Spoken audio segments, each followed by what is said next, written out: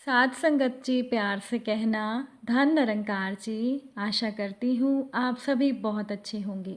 एक नई साखी के साथ फिर से हाजिर हूँ मैं आपके ही अपने चैनल पर।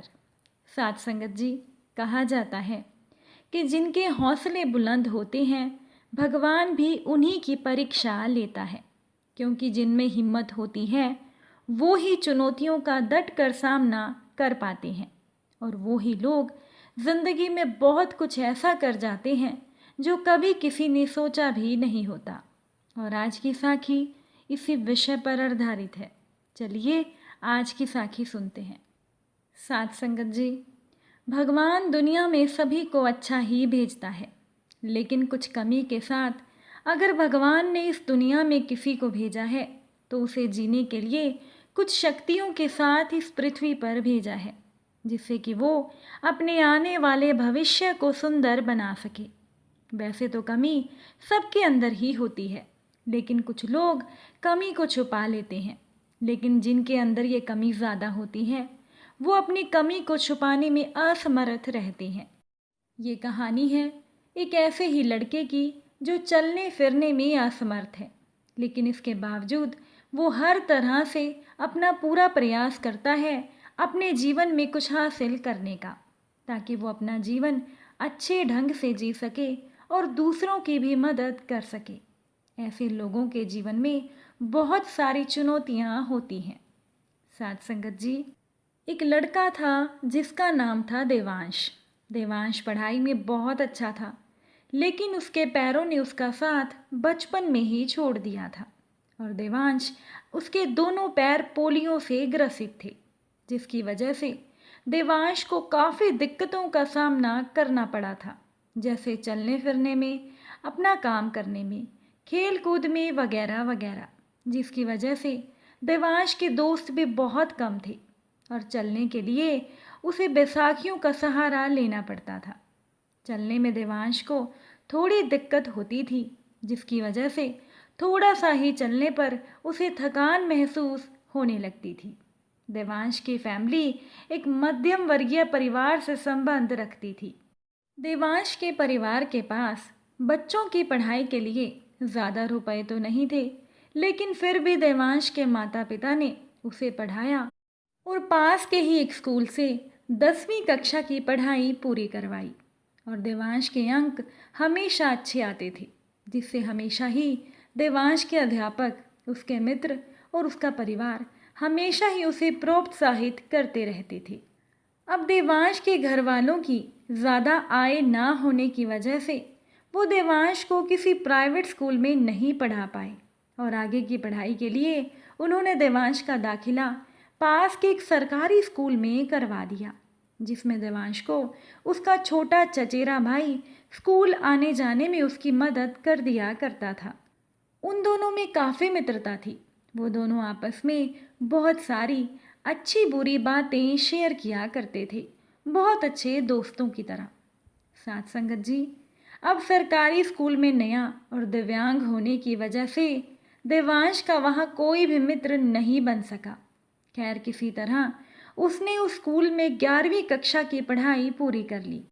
साथ संगत जी, देवांश के परिवार को अपने किसी पारिवारिक झगड़े के कारण अपना घर बेचना पड़ा और वो लोग नए घर में रहने को आ गए। पहले तो देवांश का चचेरा भाई उसकी स्कूल आने जाने में मदद कर दिया करता था, लेकिन अब देवांश को ये काम खुद ही करना था। देवांश के नए घर से उसका स्कूल बहुत दूर था। पहला दिन था तो देवांश अपने बैग में एक ठंडे पानी की बोतल और अपनी किताब लेकर स्कूल की ओर चल दिया। रास्ता बहुत लंबा था और गर्मी बहुत ज़्यादा थी। देवांश काफ़ी थक भी चुका था और उसे अपने पुराने अच्छे वक्त की याद आने लगी कि कैसे उसका चचेरा भाई उसकी मदद कर दिया करता था और उसे इतना कष्ट झेलने की ज़रूरत ही नहीं पड़ती थी।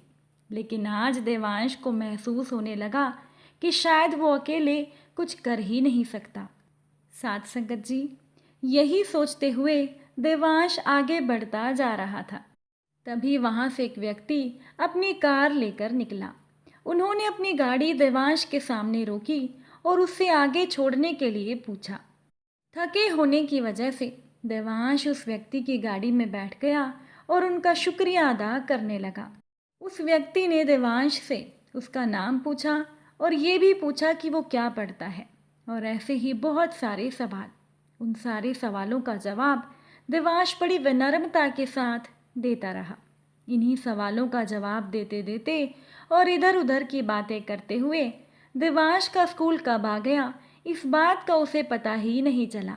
देवांश जब गाड़ी से उतरने लगा तो उस व्यक्ति ने देवांश को कहा कि बेटा, अगर तुम बुरा ना मानो तो क्या मैं तुम्हें एक बात कह सकता हूँ। तब इस पर देवांश ने कहा कि बोलिए। उस व्यक्ति ने कहा कि बेटा, आज तो मैंने तुम्हें स्कूल छोड़ दिया है, लेकिन आगे भविष्य में तुम कैसे स्कूल जाओगे। इस पर देवांश ने बड़ी ही खूबसूरती के साथ उस व्यक्ति के सवालों का जवाब दिया कि रास्ते में चाहे कितनी भी कठिनाइयाँ हो, कितने भी पहाड़ क्यों न हो, आखिर नदी को सागर से मिलने से कोई भी नहीं रोक सकता। अब देवांश का जवाब सुनकर उस व्यक्ति का मन बड़ा खुश हो गया और उसने सोचा कि आखिर इस दुनिया में कुछ लोग ऐसे भी हैं जो अपनी मदद खुद करना चाहते हैं, फिर चाहे ऐसे लोगों की कोई दूसरा मदद करे या ना करे।